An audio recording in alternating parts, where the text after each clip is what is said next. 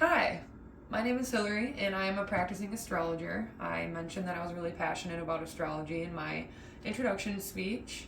So, today, my goal in speaking to you is to tell you about the eclipse cycle that we are currently moving through and its astrological significance. As an astrologer, I'm interested in how using the symbols and the themes of the planets and their cyclic movements in relation to the earth reflect meaning to us as individuals and as a collective, and how we move through life and express our energy. Or as Prince said, "Dearly beloved, we are gathered here today to get through this thing called life."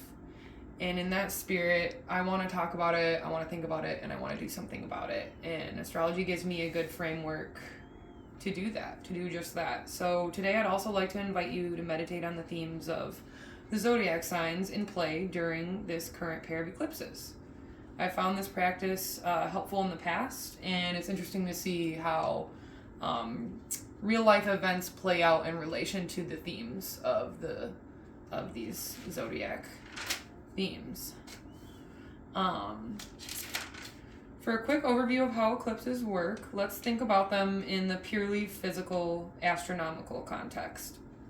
There are usually 2 eclipses within a year, and each of them consist of having 1 lunar eclipse and 1 solar eclipse, so they occur in pairs. A lunar eclipse occurs when the Earth is between the Sun and the Moon, and the Sun is casting a shadow, casting the Earth's shadow onto the Moon. A lunar eclipse can only happen on a full moon. A solar eclipse occurs when the moon passes between the Earth and the Sun, casting the moon's shadow onto the Earth. A solar eclipse can only happen during a new moon. In astrology, eclipses and what we call the lunar nodes go hand in hand. Lunar nodes is basically a fancy term for the 2 points that the orbit of the moon intercepts in the ecliptic, with the ecliptic being the yearly path the sun appears to follow. There is the north node and the south node that sit opposite each other in opposing zodiac signs, creating an axis. Anytime there is a full or new moon that occur within 15 degrees of the north or south node, there will be an eclipse. The nodes stay in the same zodiac signs for about a year and a half before moving into the next zodiac sign. Currently, the nodes are in Aries and on the Aries and Libra axis. And tonight at 3 a.m., we will have the lunar eclipse in Libra at 5 degrees. Since lunar eclipses occur on full moons, we see this as a very special culmination of light. So the sign of Libra is being illuminated by the luminaries, the moon and the sun. In 2 weeks, we will then have the solar eclipse in Aries on April 8th. This is the new moon that is close to that north node in Aries we were talking about. With that being said, I want to talk a bit about the meaning of the sign Aries and the sign of Libra so we can get a better idea of what themes are at play. But before I jump into that, I just want to give some extra context about astrology and tell you that there are 2 different ways that we can look at it.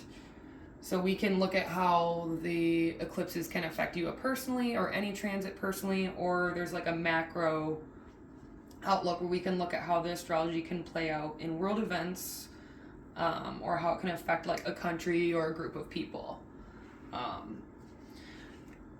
So Aries is the first sign of the zodiac. It is the bold leader, the pioneer, charismatic, adventurous, energetic, dynamic, selfish, and impatient, and passionate are all keywords I would associate with Aries. Aries is ruled by the planet of Mars, a planet of war and action. Aries represents the self, or self-identity, or the question of who am I, or who I am. This is who I am. That's what Aries is about. And then we have Libra on the opposite end, and that's the 7th zodiac sign, and it represents how you relate to others. Libra wants harmony and balance, to negotiate and unify our differences. Libra symbolizes our one-on-one connections and our partnerships, and how we partner in general with anything. Doesn't have to be a romantic partner. Libra is ruled by the planet of Venus, which is the planet of pleasure, love, and money. With each sign, there are positive and negative expressions. And I think that when we reflect on each of those expressions, it can help us ask important questions about how we are expressing our light or our energy and find out if that is serving ourselves or the collective or your neighbors in the best way possible within our circumstances. With the current eclipse energy, we are working with the South Node in Libra in proximity to that full moon. The South Node represents energy that we are already familiar with, but may need to let go of a bit to become more integrated and move towards the North Node lessons. Full moons are normally all about the culmination of a cycle, with the eclipse here making it a double whammy of letting go.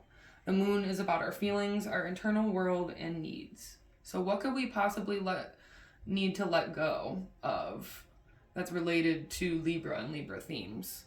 Well, I suppose we would want to let go of the specific downsides that Libra can challenge us with its weaker points.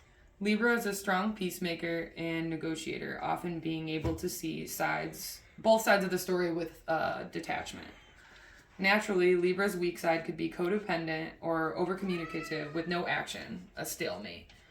Libra's desire for balance and harmony can put them in compromising situations where they will do whatever it takes to keep the peace, even to their own detriment.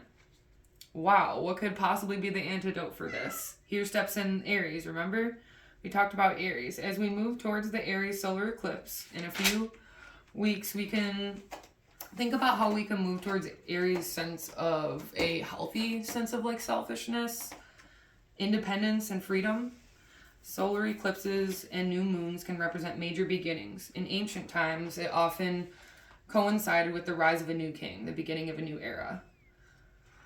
So, what I want to ask you to end this is, can we be bold enough to let go of the past and its hangups to create a new beginning, a new cycle, or a new era in our lives? Thank you.